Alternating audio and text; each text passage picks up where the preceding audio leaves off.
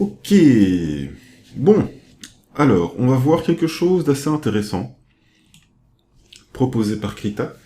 C'est la possibilité de pouvoir créer nos propres storyboards. Donc ils ont créé tout un outil pour ça, pour pouvoir réaliser des storyboards. Donc c'est vraiment, les storyboards, c'est vraiment quelque chose de très très utile lorsqu'on a des petites idées à mettre sur le papier, de manière assez brève.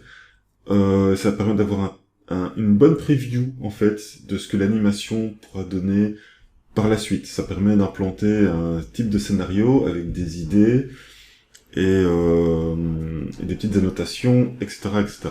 Donc, le storyboard. Donc là, je suis sur mon interface d'animation. Ok. Vous pouvez aller ici, dans l'espace de travail, sur le petit icône, et par défaut, Krita propose ici le storyboarding. Donc ils ont créé un espace de travail dédié à ça. Je clique dessus, et voilà. Donc ça, c'est l'interface que Krita propose pour pouvoir réaliser vos storyboards. Donc, le panneau storyboard, il est ici. C'est scénario. Donc tout ça sera votre plan de preview de votre storyboard. Ok. Donc avec une timeline, etc., etc. Voilà. Moi, personnellement, j'ai créé ma propre interface. Ok. Donc, je retourne ici et j'ai créé mon storyboard. Donc, j'ai créé mon propre espace de travail pour le storyboard. Donc, je clique dessus. Voilà. Donc, ça, c'est mon interface de storyboard. Ok. Donc, si jamais vous cherchez après votre storyboard parce que vous avez enlevé votre panneau ou peu importe, vous allez dans paramètres, panneau, et il se trouvera ici. C'est scénario. Donc, il est pas mis sous le nom de storyboard, puisque là j'ai traduit Krita en français, donc du coup, il était traduit par scénario, et il se trouve ici.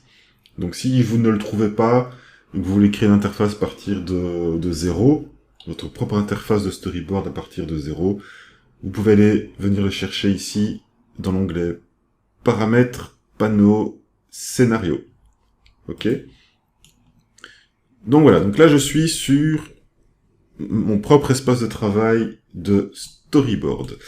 Alors, comment cela fonctionne-t-il? Eh bien, c'est très simple. Donc là, vous voyez, je m'aligne du temps. J'ai mon calque de dessin, etc. Je viens ici, sur le petit plus, ajouter une scène. Je clique dessus.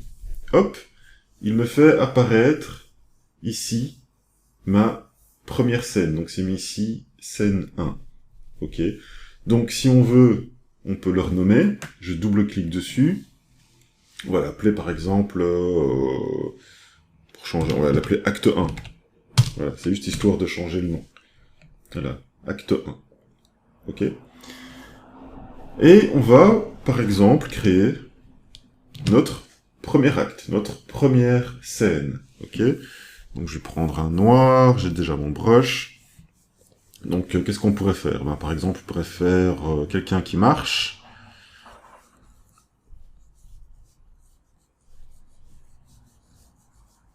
Hop, très rapide. Les storyboards, c'est toujours des choses très rapides. Hein. Le concept d'un storyboard est juste de injecter l'idée. Ok. Voilà, il a les mains, on va dire, il a les mains dans les poches.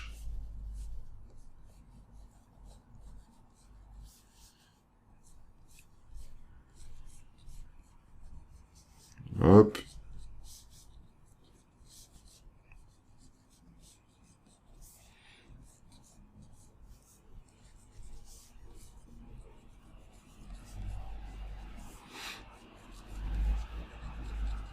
Voilà. Ok. Et comme vous voyez, hop, j'ai une preview ici directement. D'accord. Voilà, on va dire qu'il est un peu dégoûté, il est pas en faux forme. Ok. Donc ici, j'ai directement, sur ma vignette ici, une preview de ma scène. Ok.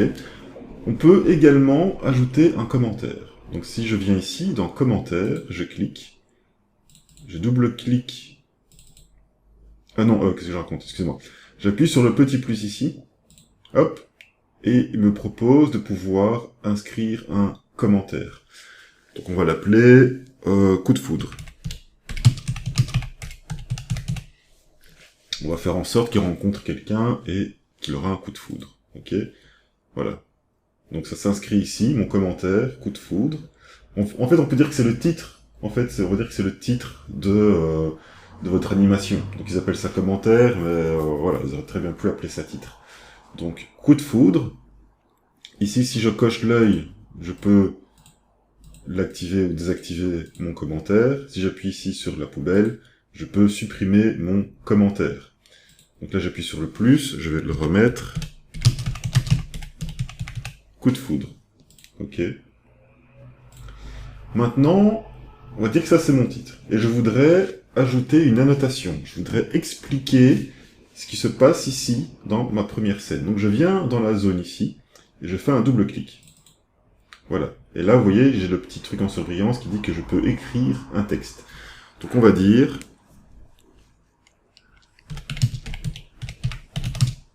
Il marche d'un air déprimé. Ok, voilà, tout simplement. Donc là, notre première scène est mise. Et on peut définir la durée de la scène avec, ici en secondes, la durée de la scène, ainsi que le nombre de frames, donc le nombre d'images. Ok, donc on pourrait se dire que cette scène-ci, on voudrait qu'elle dure, on va dire, 2 secondes. Ok. Petite parenthèse, vous voyez qu'à partir du moment où j'ai commencé à créer ma première scène ici, hop, mon calque ici a changé. Maintenant, je peux activer ma pelure d'oignon ici, vous voyez. Comme on a vu dans les vidéos précédentes, automatiquement, il m'a créé ici un calque d'image vide. Ok. Ma pelure d'oignon est là. Voilà. Donc ça c'est bien, parce que automatiquement il crée un calque d'image vide, d'animation, etc., etc. Ok. Je disais donc, oui, on peut changer le temps que la scène dure. Donc là, vous voyez, on est à 0 seconde et 1 frame. Ok. Donc on va dire par exemple qu'on voudrait que la scène dure, on va dire, 2 secondes. Donc je viens ici, vous voyez, ici il y a les petites flèches, je vais cliquer sur la flèche du haut. On va dire, voilà, qu'elle dure 2 secondes. Et on peut changer le nombre de frames. Donc on va dire 2 secondes, on va dire 3 secondes, allez. 3 secondes et 2 frames, 2 images. Ok. Donc ça c'est fait.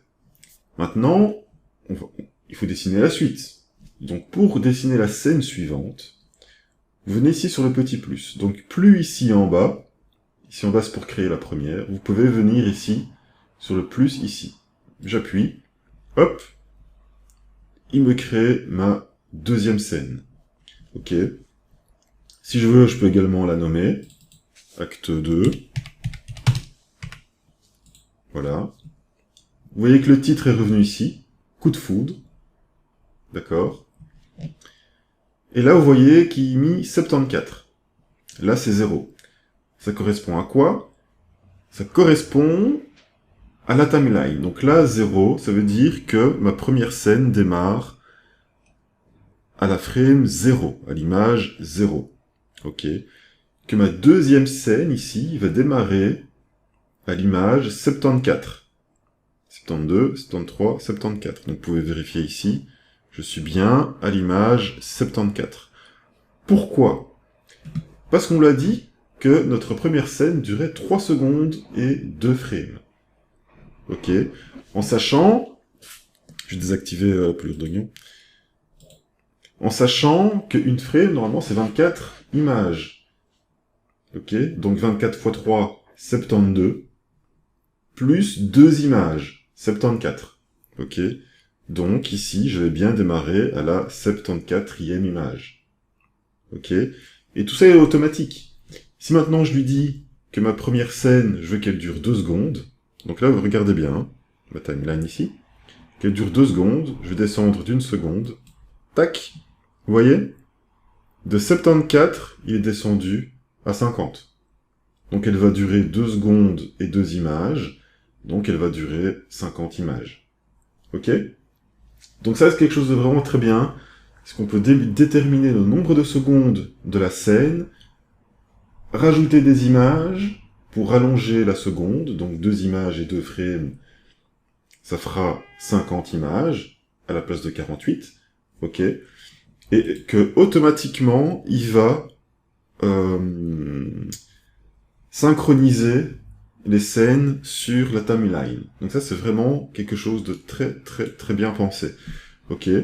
Donc, sur notre acte 2, ici, eh bien, on va dire que on va faire un gros plan de notre personnage.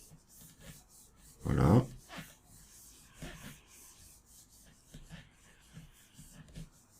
Voilà, très simple, hein. Les storyboards, c'est très simple. Et là, je le fais encore plus simple. Parce que là, le but est vraiment juste de vous montrer le concept et comment ça marche. Ok. Et là, on va faire qu'il est surpris.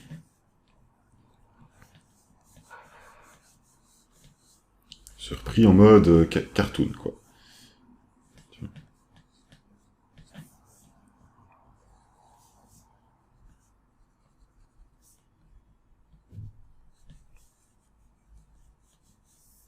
Ok. On peut mettre, si on veut, des points pour accentuer le truc. Voilà. Et là, du coup, je peux revenir dans mes commentaires, faire un double-clic, et mettre gros plan sur personnage a l'air très surpris, on va dire. Ok. Voilà. Donc vous voyez, c'est vraiment quelque chose de très très très très pratique. C'est qu'on peut mettre des annotations, des commentaires, des notes et vos idées. Et vous pouvez créer ainsi un storyboard vraiment assez efficace. Et quand vous passerez à l'animation proprement parlée, eh bien vous aurez déjà une bonne preview de vos scènes, avec vos idées, vos annotations, vos commentaires, etc., etc. Donc là maintenant, si je fais play, hop, mon personnage qui marche, hop, le gros plan sur le visage. Ok. Donc on va créer du coup une troisième scène. On va essayer d'aller un petit peu plus loin. Hop, on va créer une troisième scène. Alors ici, on va dire par exemple que notre scène 2, on va dire qu'elle dure 1 seconde et 1 frame. Voilà, ça c'est bien. Donc vous voyez bien, hein, ici je fais 1 seconde, 1 frame, donc là, ma scène 3 va commencer à la 75e image. Si je passe à 2 secondes, elle va commencer à la 99e image. Ok. Oui, je suis belge, donc je dis 99. Donc pour les Français, ce sera 99. Voilà, histoire qu'on se comprenne bien. Voilà, donc pour les Français, la troisième scène commencera à la 99e image. Pour les Belges, la troisième scène commencera à la 99e image. Voilà, comme ça, il n'y a pas de discrimination. Ok. Donc notre troisième scène ici, donc je la remettrai 1 seconde, ce sera largement suffisant. Notre troisième scène ici, si on veut, vous pouvez revenir sur votre première scène. Faut faire un clic droit sur votre première scène, sur votre image clé, pardon. Vous prenez sur votre première image clé qui représente votre première scène. Ok. Vous faites copier l'image clé. Du coup, vous venez sur l'image clé que vous venez de créer, qui est votre troisième scène. Ok. Donc à la 75e image. Vous faites un clic droit et vous faites coller les images clés. Et là, vous voyez que directement, il m'a mis ma scène 1 à la scène 3. Donc je l'ai dupliqué. Donc si on fait play, hop, deuxième scène, boum, troisième scène. D'accord? Donc pour faire ça, au préalable, vous devez créer votre scène. Hein. Vous créez une troisième scène, donc vous faites le petit plus, il va vous créer une scène vierge. Vous allez chercher votre image clé qui vous intéresse, clic droit, copier, vous allez à la 75e image, hop, de votre troisième scène, hein, et vous faites un coller. Ok. Et de là, à partir de là, vous pouvez commencer, du coup, à chipoter encore un peu. Donc, on va lui laisser son air complètement ahuri. Et là, on va mettre, par exemple, qu'une jolie femme arrive.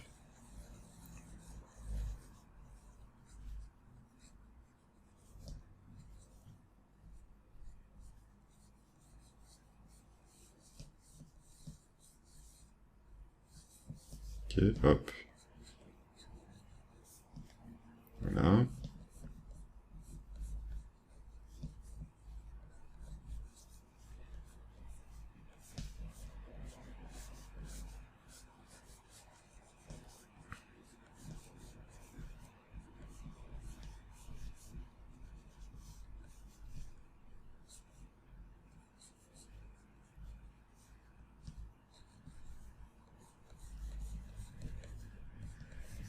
Voilà, il croise une jolie femme.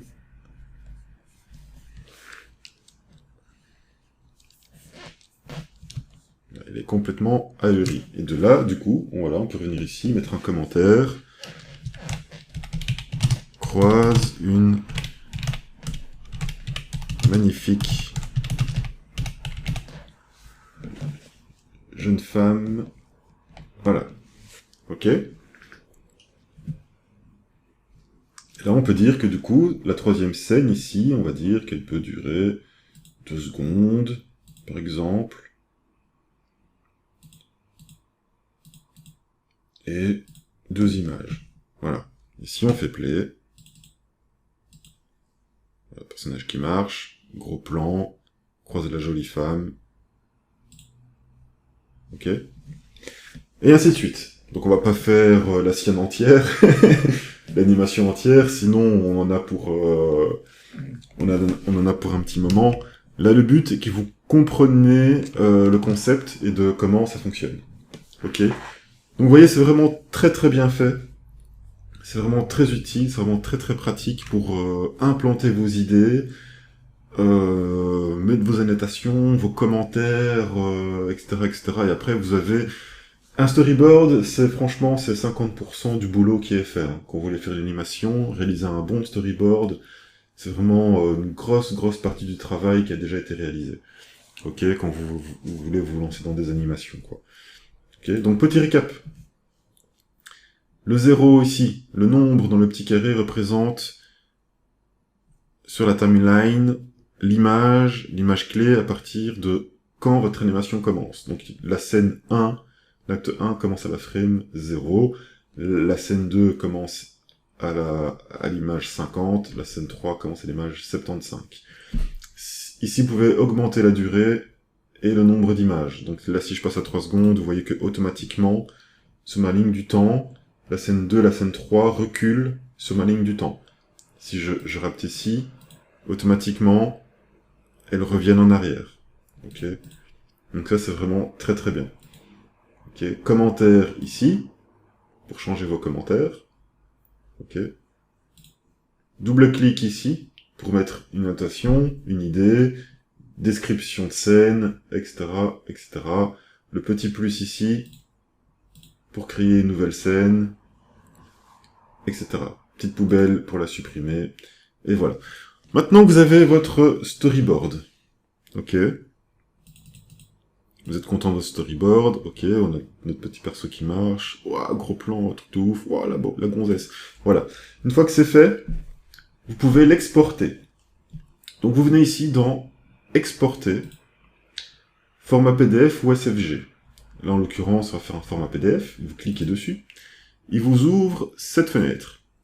Là, vous pouvez décider de la taille de votre page. A1, A2, A3, A4, etc. Donc, moi, je vais laisser en A4. L'orientation de votre page, portrait ou paysage. Là, en l'occurrence, on est sur un format paysage. Donc, je vais prendre paysage. Mise en page de la planche. Le nombre de lignes, ou de colonnes, ou en gris. Donc, ce sera comment vous voulez que votre storyboard soit représenté sur votre page. Donc, moi, je vais laisser en ligne. Vous pouvez après faire vos tests, hein, ligne, colonne, gris, à vous d'essayer. Le nombre de lignes par page. Ok, donc 3, 4, 5, 6. Ok. Moi, je vais laisser 3. De toute façon, on n'en a que 3 de lignes. La taille de la police. On va mettre 15. Je crois que par défaut, c'est 15. Emplacement d'exportation. Donc là, du coup, on va dans le petit dossier. Et on va décider de où on veut qu'il se trouve.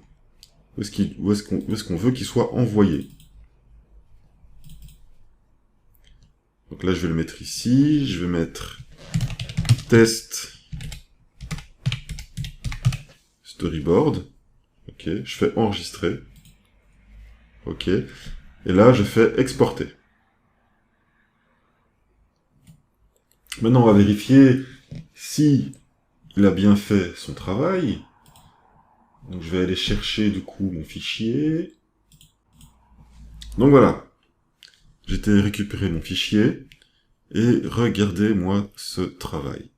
C'est magnifique. Donc, vous voyez, hop, il m'a bien créé un fichier PDF. Test storyboard. Ah, j'ai mis story. Test storyboard PDF. Si vous aviez, du coup, plusieurs scènes, vous auriez, du coup, plusieurs pages. Donc là, c'est ma première page. Il a bien mis 3 lignes sur la page. Ok. Donc si vous avez, par exemple, 9 lignes, bah, vous auriez pu lui dire de mettre 9 lignes sur la page, mais ça devient un peu condensé après, du coup. Ok. Donc là, vous voyez, acte 1, acte 2, scène 3, parce qu'on n'a pas changé, le titre. Ici, il vous met ce qu'on a défini, donc que la scène durait 3 secondes et 2 images, 1 seconde, 1 image, 2 secondes, 2 images. Ok.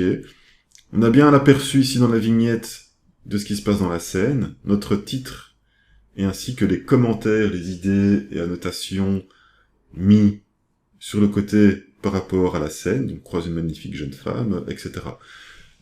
C'est génial. Donc ça fait très très professionnel. Si vous devez envoyer un storyboard à quelqu'un pour une présentation d'idées, d'animation, etc., l'outil est juste magnifique. Magnifique. Honnêtement, ça c'est vraiment une présentation très très très pro. Parce qu'il y a tout dessus. La scène 1, la scène 2, la scène 3, l'animation à l'intérieur, les commentaires, le nombre d'images par seconde, etc. C'est juste terrible. Là-dessus, Krita fait vraiment un très très beau boulot. Voilà. Donc, voilà pour le storyboard. J'espère que tout ça a été vraiment utile. C'est vraiment un outil très intéressant. Je vous conseille vivement d'utiliser, même pour vos projets personnels, pour vos petits projets, gros projets, moyens projets. Un storyboard est quelque chose de très très très utile. C'est vraiment, comme je vous le disais tantôt, c'est la moitié du boulot a été fait quand on réalise un bon storyboard.